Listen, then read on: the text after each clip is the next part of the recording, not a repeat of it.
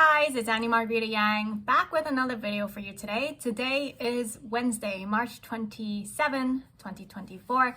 I'm sorry, I know I've been away for 2 weeks. I don't know why, but I've been having trouble falling asleep in the last 2 weeks, and it's been affecting my energy during the day. I hardly have any energy to do much besides my most basic and urgent work, so that's why I've been away. But my health is recovering and I'm starting to feel much better now. Okay, so for today's topic, I actually want to relate it to these plants that I've been growing because I've never done gardening before.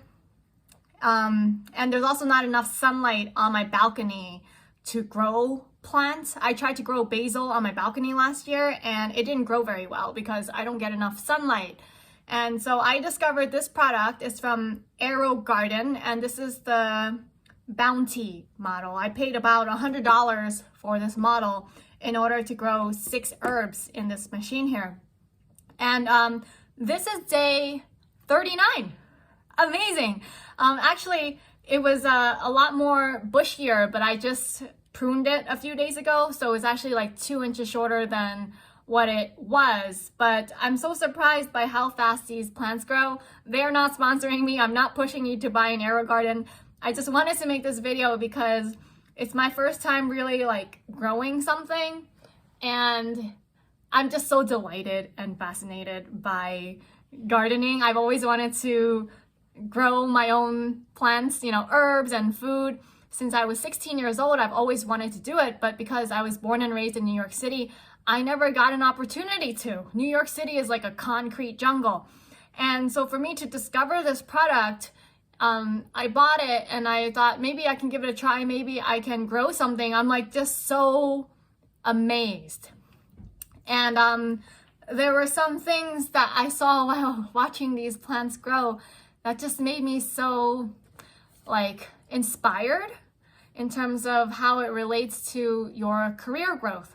So I just wanted to share some of this stuff that I found. So one of the things that I found, maybe this is obvious to people who have been gardening for a long time, but these plants, they grow in spurts. So I always thought that a plant grows like linearly. Like let's say a plant will grow maybe 2 millimeters a day or something like that. Like I always thought it was like a linear growth. To my surprise, so these lights are on from 8 a.m. to 1 a.m. So they're on for about 17 hours a day. And then I would watch it. I would like wake up in the morning, 8 a.m. I would check these plants.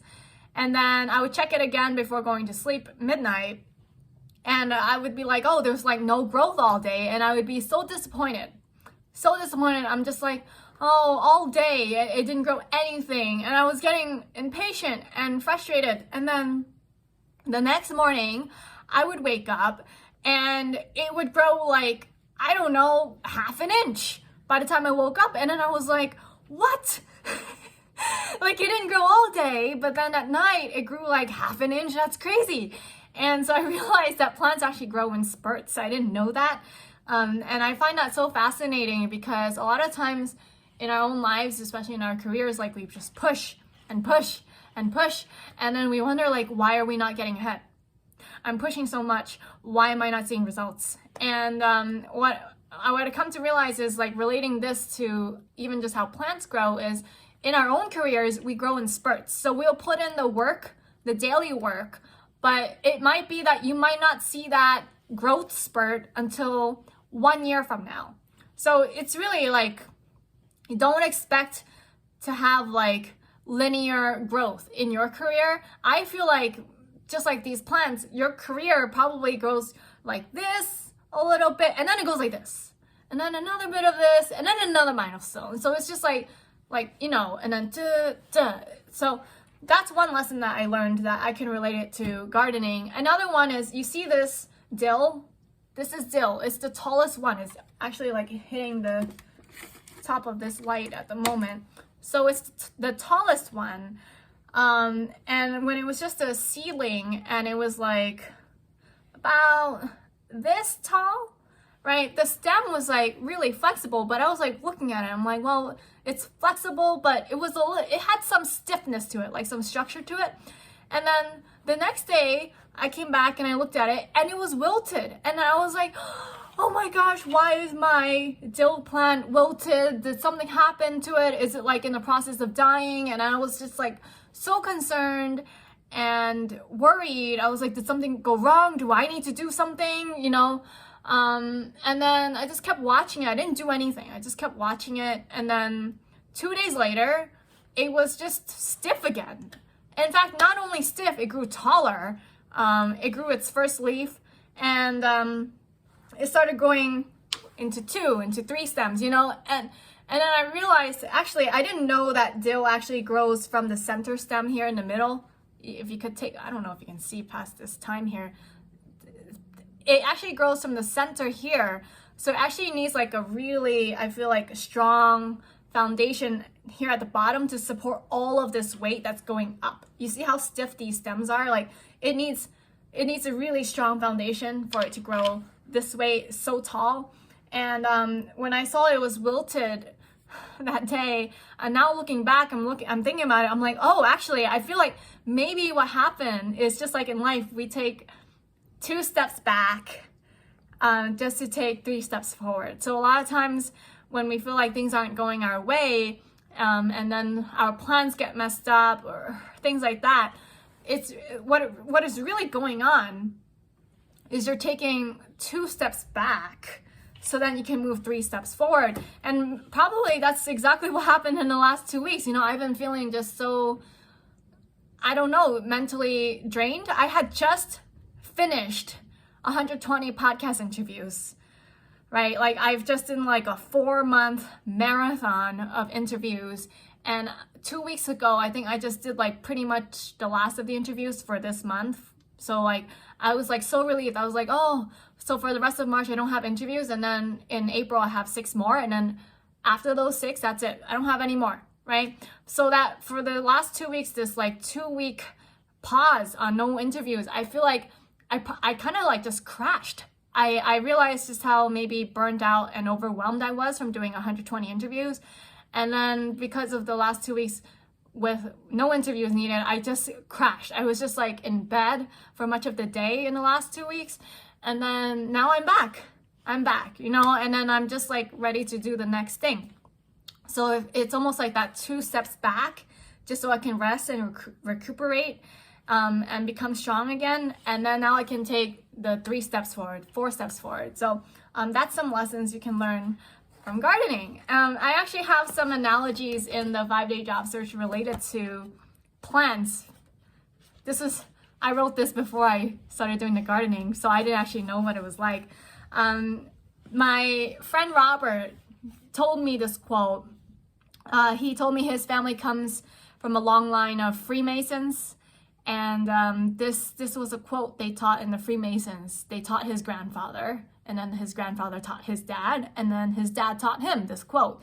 And the quote is, "There are many flowers in my father's garden, and many gardens in my father's house." And he used to tease me with this. It was like a riddle to me. It was a puzzle. He told me this quote when I was 20 years old, and I asked Robert, what does this quote mean? I don't understand. I'm trying to understand. And he's like, you'll understand eventually. And then when I wrote this book, I shared with him the manuscript, and I asked him, I was like, Robert, there's that quote you shared with me a long time ago, and I still don't understand what this quote means. There are many flowers in my father's garden and many gardens in my father's house. And he explained, oh, you're still thinking about it? I said, yes. He said, actually, when his father shared this quote with him, he didn't understand it either. In his early adulthood, he didn't understand it until much later, decades later, he understood this quote.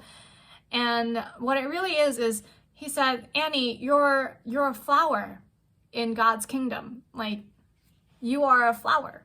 God planted you. You're a seed, and then you became a flower.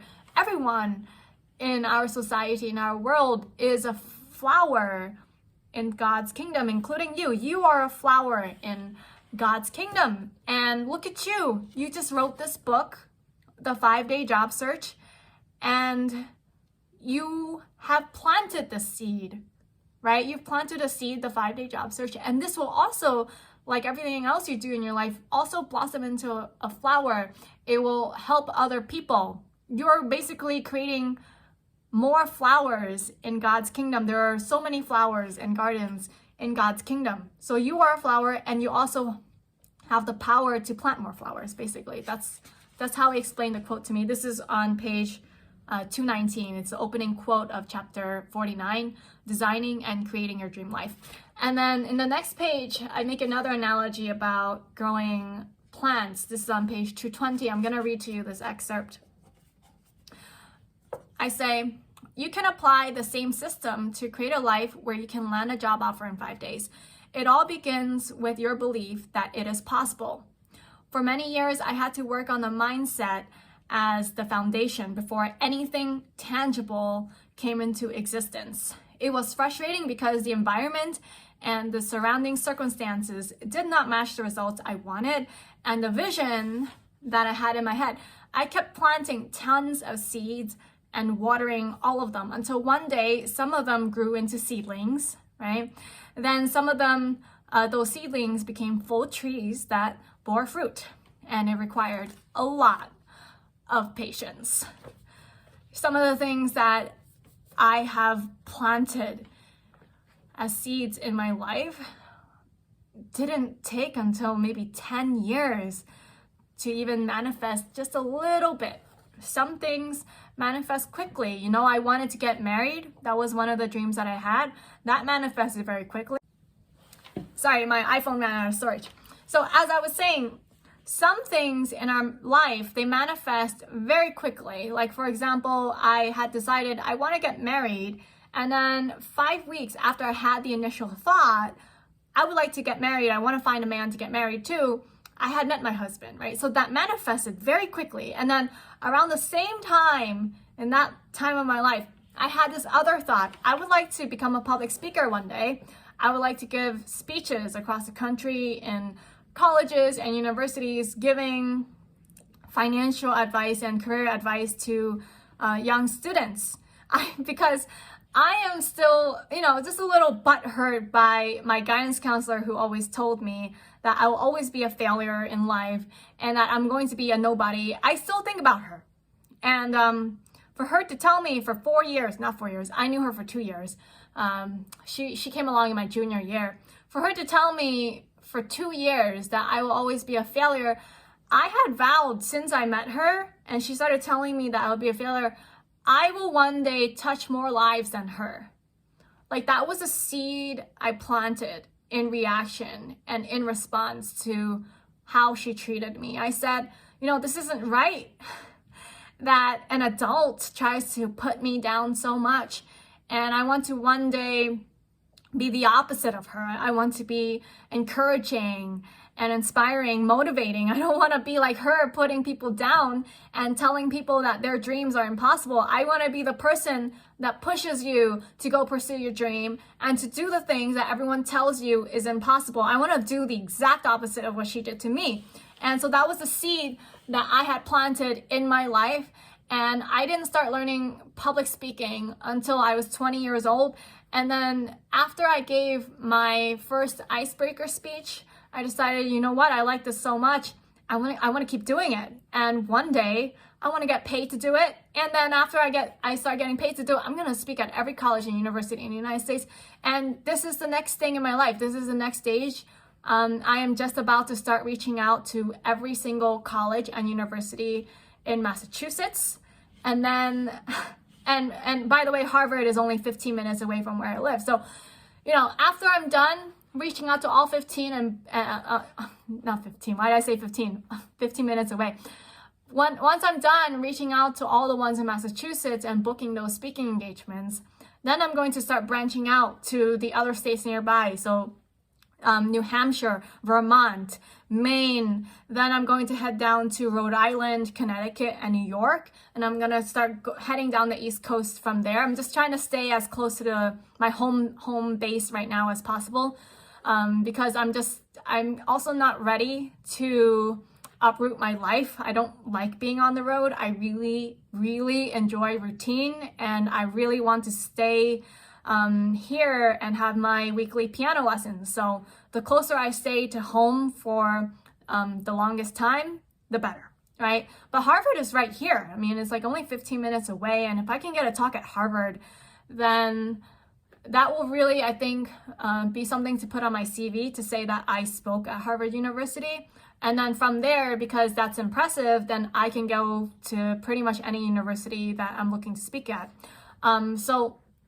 But this dream, it's been like 9 to 10 years in the making. Like, can you believe how long and how patient I've had to be for this to come to fruition? I mean, like, for years, just toiling away and not seeing any result. And it's only now, like 9 to 10 years later, I can finally start to see just a little bit, right? It hasn't even like, maybe it's what I would call a seedling now. I don't know, right? It hasn't even fully blossomed yet, right? That's the point. It just requires a lot of patience. Some things take time. You don't know which seeds will grow, basically. So I planted so many seeds that it's a guarantee that I will have something. That's all. That's it for you guys today. I hope this was inspiring and motivating and uplifting for you to keep going in your career, even though times are hard right now. And I wish you guys a good night. I also have to say there's a lot of censorship going on right here on YouTube. So there was this video, this story about this girl who died in, she and her brother in Florida last month were digging up sand at the beach.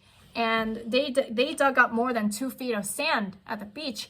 And then both of them fell into, like, the sand collapsed into a sinkhole, and then they fell in, and then the brother was saved, but then the girl died, right?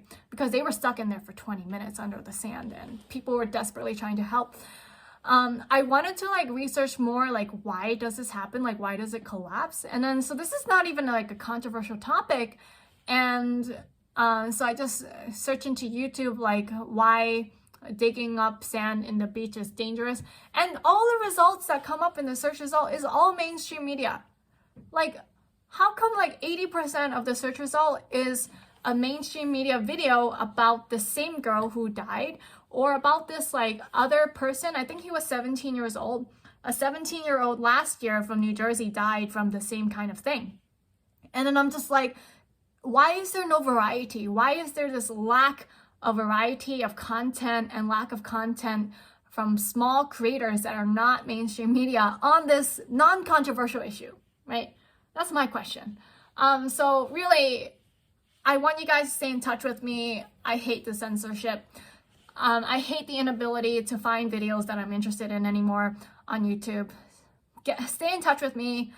I think that's more important than pushing you to subscribe and like and everything. Just please stay in touch with me. My cell phone number is 806-544-2929. Download the Signal app on your phone. Signal is an end-to-end encrypted messaging app for the phone, meaning the government cannot read any messages between you and I.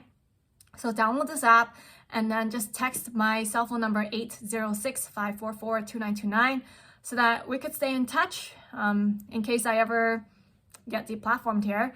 And also, like, just in general, what's weird is the internet is supposed to bring people together, but I feel like it brings us all further apart. So I just want to let you know I'm always available. I'm always just a phone call or text away. That's it for now, and I'll see you guys tomorrow.